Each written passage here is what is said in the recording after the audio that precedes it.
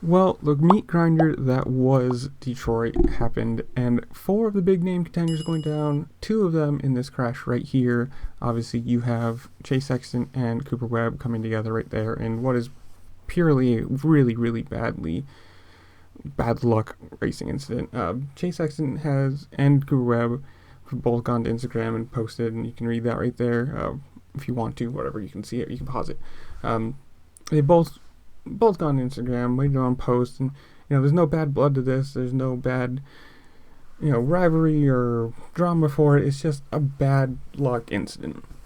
Now you can say whether Cooper Webb forgot where he was on the track, or if he was trying to make up some time tripping out of that corner, because obviously the rhythm that was the normal racing line was double, triple, and as you can tell, he tried to triple out of that corner, which didn't work out too well.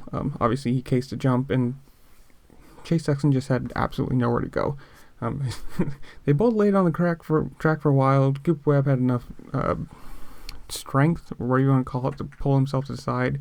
Chase Sexton, they had to treat right there, and they moved him off of it later, or not later, but a couple minutes afterwards. And you have to say, it's just, there's nothing wrong with this.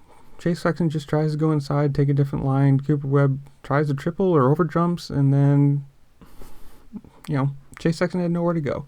He just landed right on top, and you can see it's just pure bad luck. I mean, you can't be mad at either one of them for it, because it's not like one tried to hit the other, take each other out. And there's Chase Sexton's horribly scun up shoulder, which the bike, I mean, you have to say good job for, not good job, but it's amazing that Cooper got up and raced again after that, considering that he got hit with the bike, the wheel, and then the actual bike and Chase's foot and foot peg, whatever you want to call it. And Sexton went face first into the next jump, and his bike flipped over, wheel still going at full RPMs, and just ripped his jersey and his skin. You can see there it is, bike, wheel, bike, and then the jersey just ripping into Chase. I mean, he just went face first into it. He had nothing.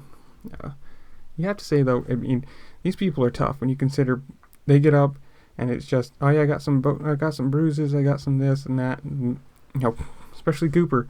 I mean, not saying Chase isn't tough, but Cooper, to get back up and to continue riding around, yes, only one-handed, and yes, he was only doing it to try to save some points, but to get back up and ride around the track for as long as he did, even, you can see right there, he almost made the triple, just overjumped or underjumped it, and then just got crushed.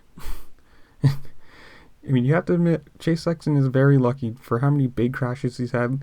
He has very few big injuries. As far as this is going out today, as I'm recording this, there has been no notion or no mention of major injuries to either one. So if it happens, this is post-date that.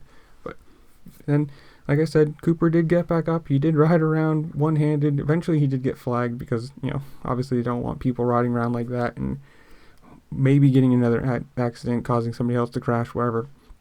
But I mean, you can tell how much he actually hurt right here with how slow he's moving his arm, how slow it's pulling in that clutch. It's probably just agony. And tell me what you think in the comments below. Race incident. Are you glad they're both racing hopefully next week? And I'll see you later. Peace.